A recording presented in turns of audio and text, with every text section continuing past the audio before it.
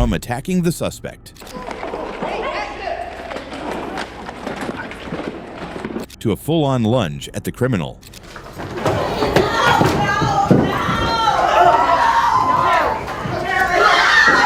These are the wildest courtroom fights of all time. How you doing, Your Honor? My name is Van Terry. This is Van Terry. He's the father of 18-year-old Sherelda Terry, one of 3 women murdered in Cleveland in 2013 by Michael Madison. And inside the courtroom, after Madison was sentenced to death, Terry couldn't hold it in anymore. Touched our families, taking my child.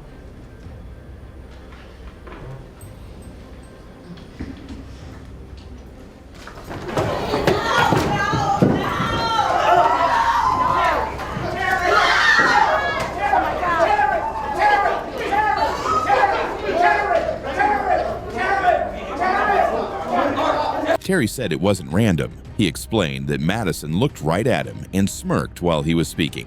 To him, that smile felt like a final insult, like Madison was still taunting the families even after being convicted. Terry said that moment flipped a switch. Terry had been reading a victim impact statement when it happened. He talked about the pain of losing his daughter and what Madison did to her. He said he kept thinking about the cruelty of the crime and how his child suffered. And while he's pouring out that grief in front of the court, the man responsible is sitting there smiling.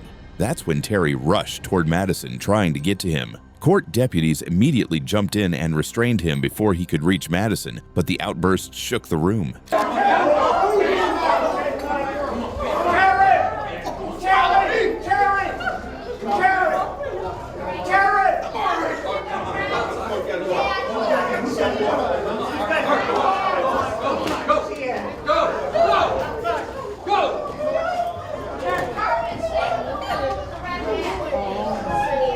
Madison had just been sentenced to death for 3 murders: Sherelda Terry, Angela Deskins, and Shatisha Sheely.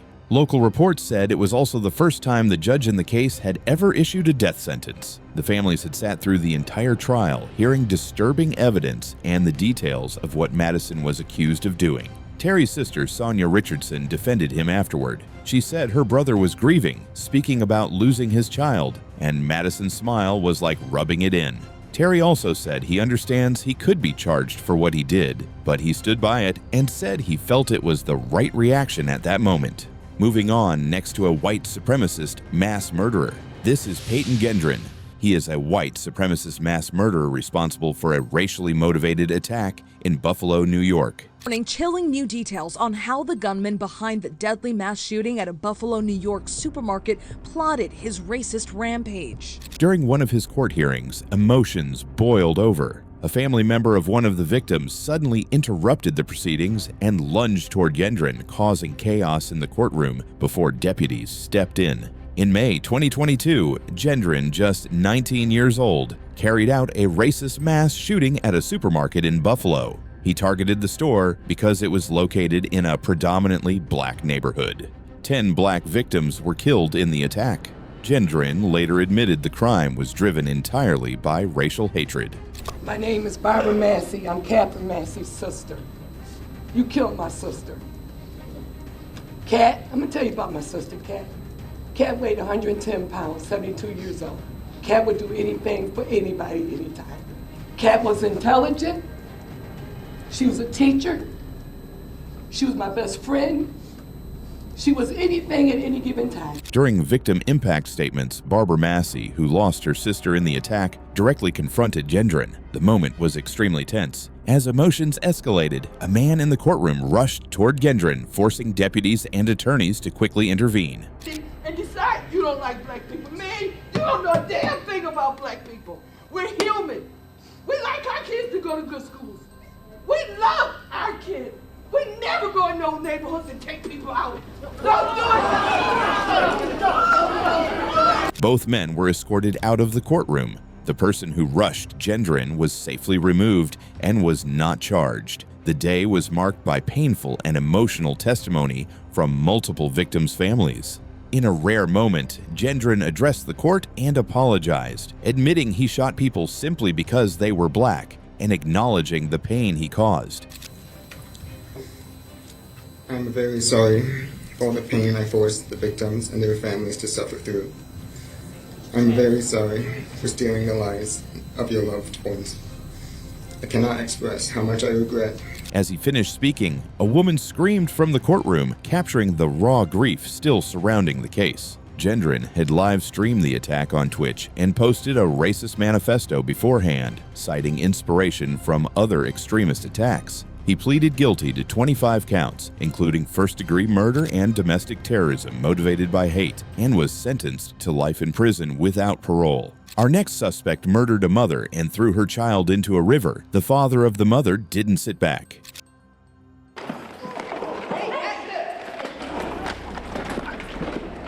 This is Decean Brown. He's accused of murdering 29-year-old Nidisha Lattimore and then putting her 3-year-old son Nilo into the Ohio River while the child was still alive. During a procedural hearing on Thursday, the courtroom suddenly erupted. Nilo's father, Tonio Hughes, couldn't hold it in anymore. He jumped up and rushed Brown, punching him repeatedly in the head and neck before officers could react. Deputies tackled Hughes to the ground and put him in handcuffs. As they helped him back to his feet, he lunged again. This time, it took 4 officers to restrain him. Hughes was then removed from the courtroom.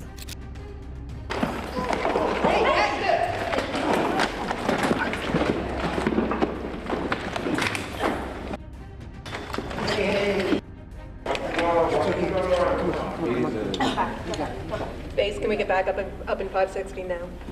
Chill out, dude. Taking it.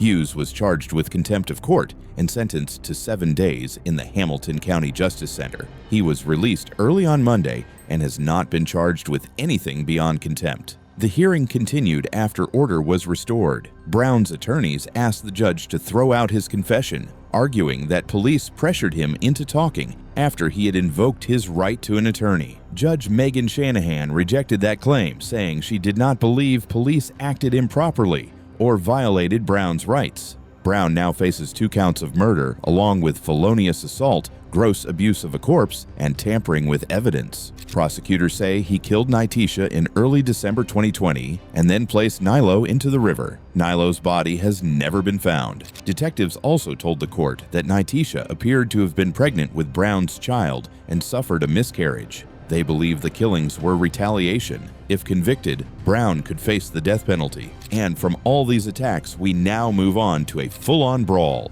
This is Alexander Ortiz. He's a murder suspect in Albuquerque, accused of killing Aliana Farfan. And what started as a normal, routine hearing in a 2nd District Court courtroom suddenly turned into a full-blown melee. Court video shows Ortiz standing in front of the judge like it's just another day in court, until a family member of the victim snaps. Police say Carlos Lucero, Aliana's uncle, jumped over the courtroom gate and rushed Ortiz, throwing punches. Ortiz went down and an officer next to him fell in the scramble too. Then it got even worse. A second man, identified by police as Pete Isasi, ran in and joined the attack. Within seconds, it wasn't a courtroom anymore. It was a pileup, with people swinging, shouting, and more bodies rushing into the chaos. Police say Ortiz's father jumped in as well, but to defend his son. Investigators say he punched Lucero and Isasi while trying to stop them from continuing the attack. The fight lasted about a minute before deputies finally regained control. In the end, deputies handcuffed Lucero Isasi and Ortiz's father. Ortiz was removed from the courtroom. Lucero and Isasi were charged with felonies, including battery on a peace officer and assault related to the jail setting. According to court documents, Lucero later said he did it because, in his words, Ortiz killed my niece, and that it was worth it. Ortiz's father told officers he was trying to break it up. Both Lucero and Isasi were released from jail on their own recognizance. Ortiz's next plea hearing was reset for another day, with extra security requested, because after that scene, nobody's taking chances.